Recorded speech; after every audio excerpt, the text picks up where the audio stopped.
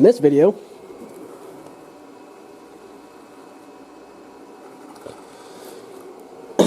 I'm going to be installing motor mounts. It's probably not going to be fully detailed, but this is going on an 88 to 98 GM truck SUV, Tahoe, Yukon, Suburban, C1500, maybe the 2500s, but definitely the C1500s, two-wheel drives. So the 88 to 98 GM trucks that are two-wheel drive. Four-wheel drive ones are a hell of a lot easier. These are not, because GM and their bright wisdom decided to put nuts on the back side of the bolts for the motor mounts. Okay, that's fine. Except they're in an enclosed area, namely the front cross member. It goes all the way across the front of the truck to hold the lower control arms. Yeah, the nuts for the back side of the motor mount are inside that. So you either have to take your lower control arms off and then still fish something way back up in there. Or what I'm going to do, I bought some of these extra long flex head wrenches, and they're ratchet wrenches, but that might help a little bit. But I've already tested it out, at least on the passenger side. This goes all the way up in there and just hooks onto the nut. And literally, this is all that's hanging out by the lower control arm sticking out. So this is basically all you grab onto.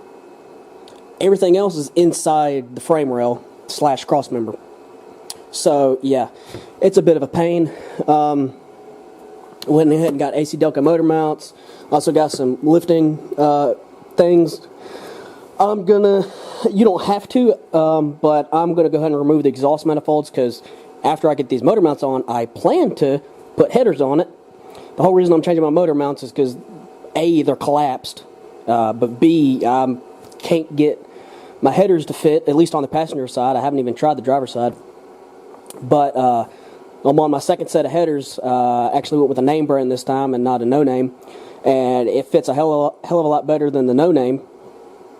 But it still hits the frame, and I think once the motor mounts get picked up, it should squeeze right past the frame, which is where it's hitting. Because my motor mount on the passenger side is completely collapsed. The clamshell, top of the clamshell that bolts to the motor, is sitting down on the frame, and it's not supposed to sit down on the frame. So it's collapsed a good couple of inches. So hopefully this fixes it. But I'm going ahead and removing both of my manifolds. Again, you don't have to, but that's where I'm going to put these hooks. I'm going to hook them on to the manifold bolt locations. You can still use these. You'll just take out one of your exhaust bolts and just put one of these in place of your exhaust bolts. If not, you're going to have to figure out another way to support your engine. There's really no way to jack it up underneath. So I'm actually I got a engine crossbar, which is something else you'll need. And I'm going to try to pull the motor up with the crossbar, because it's got a lot of thread on it. If not, then I'll have to get a block of wood, and I don't like to, but maybe get on the oil pan to try to lift it up. But I'd rather not do that. But I'm not going to jack up on the harmonic balancer, because that's how you ruin a crank. I know there's a bunch of people, and I say, oh yeah, just jack up on the harmonic balancer. Yeah, that's not good, because there goes your crank and or main bearings. Yeah, that's a big no-no. If neither of those work, then I'll just have to take the hood off and get my engine hoist and do that. But anyway, I've already taken some stuff apart, took all the intake stuff out.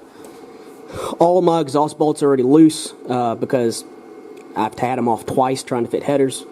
So yeah, again, this probably isn't going to be comprehensive, but I'll try to show most of it. So I'm going to go ahead and take the manifolds off, get the chains bolted up, get the engine crossbar on, and I'll probably have to take my distributor cap off at the very least. We'll see when I start lifting it up. As a matter of fact, I might as well go ahead and take it off now, because it's going to be a pain once the engine crossbar is in place. So I'm going to go ahead and take the distributor cap off and rotor. I really don't want to pull the distributor out, but if I have to, I guess I will. But yeah, so I'm gonna get to it. All right, like I said, you shouldn't have to take the exhaust manifolds off, but it's a heck of a lot easier to take the exhaust manifolds out to get to that upper bolt right there. Either way, you're gonna have to lift the engine up a good bit to get past that cradle right there that's bolted to the block. So you should have enough room if you have your manifolds on to get to that. You'll just have to use probably a wrench and not a ratchet or anything like that. But if you still have your manifolds on, you can actually just wrap around the manifold to support your engine. But I'm taking mine off, so I got those hooks that I got. I got a bolt in there from the header that I bought. I'm using different bolts, so I just got that bolt in there with a 1/2-inch washer. And got the hook.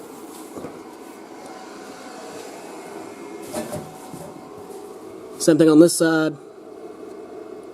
Got it hooked. The exhaust port should be strong enough. The threads there should be strong enough.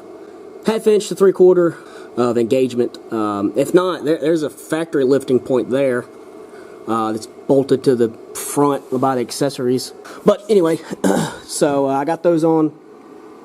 Now I'm going to get the engine support bar in here. Like I said, I'm going to try to lift it from the support bar, but I'm probably not going to be able to. I'm probably going to have to figure out another way. But yeah, I'm going to get all that set up and see what happens. That escalated quickly. Needless to say, the Harbor Freight engine support bar is not long enough for these trucks. You could get it on this side, but it's on top of the computer on that side, and it won't work on these trucks. It's not long enough. So I got my engine hoist out, my support bar out. I had to take my hood off. I already got this bolt out right here. Yeah, those motor mounts are shot. You can lift the motor quite a ways without even taking this bar out. So I'm in the middle of doing the other side, but yeah, it's a pain. Yeah, so I'm gonna keep on trucking. Make sure your engine support bar is long enough. You might as well go ahead and get an engine hoist for this. It's gonna be a hell of a lot easier. Sorry to say, but yeah, you could probably do it without an engine hoist, but it's gonna be a pain. I'm gonna get these on and jack it up. Number 1 motor mount out.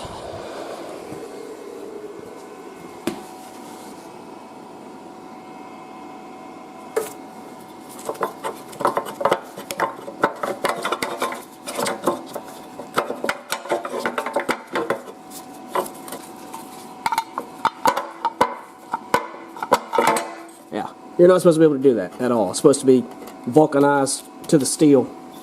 So yeah. On to the next one. Here they are. Here's the passenger side. Shaved on the tops. And there's a mark there. See how thin that gets? The driver's side is the one that lifts up. And this just smashes down on it. And over time of the driver's side lifting up and smashing down on this, that gets thin, and sooner or later that's going to break. But and on the driver's side, there's not really, you can see here from it coming up and slamming down. Same thing with here, coming up, slamming down. But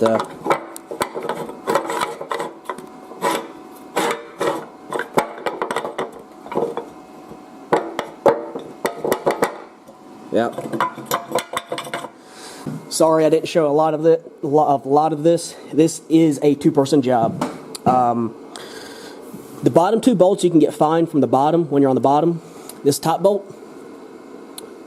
good luck trying to get that one by yourself, holding the wrench all the way up in the frame rail. Or, yeah, holding that wrench all the way up in the frame rail. This isn't the same one. This is the 17 and 18, or 17 and 19, but it's the same way. This is all you have sticking out of the frame. This right here. And that's what you have to hold on to when you're getting the top bolt, which is up here. That one. Good luck trying to hold on to that and reach all the way up from the frame to that while you're on the ground and get enough leverage to get that bolt out. So I might do the top one on both sides. I did the bottom one's fine. As a matter of fact, the bottom one on that side's easy. The bottom two on that side, you can get an impact on, an impact extension and a little wobble socket or wobble adapter. You can get those fine. You can probably get them on this side, but they're a lot easier on that side. I could not use the flex head ratchet on the bottom two on that side. There was not enough room. The oil cooler lines are right in the way, so you can't get the ratchet on the top. So I put a wrench on the top and used an impact on the bottom and just ran them out. The top two are honestly the worst two to get to, and without this socket set that had the flex head 15, I could not have done it. It would be pretty much, it wouldn't be impossible. I just had to take apart the whole front suspension, and even then, it's hard to get to. I'm going to go on the bottom and show you kind of how I did it. But yeah, this was a two-person job, so I didn't have time to stop and record, especially since I had to do the engine lift and everything. I hoped to use the crossbar, but that didn't happen. So I'm going to get down there and show you how everything went.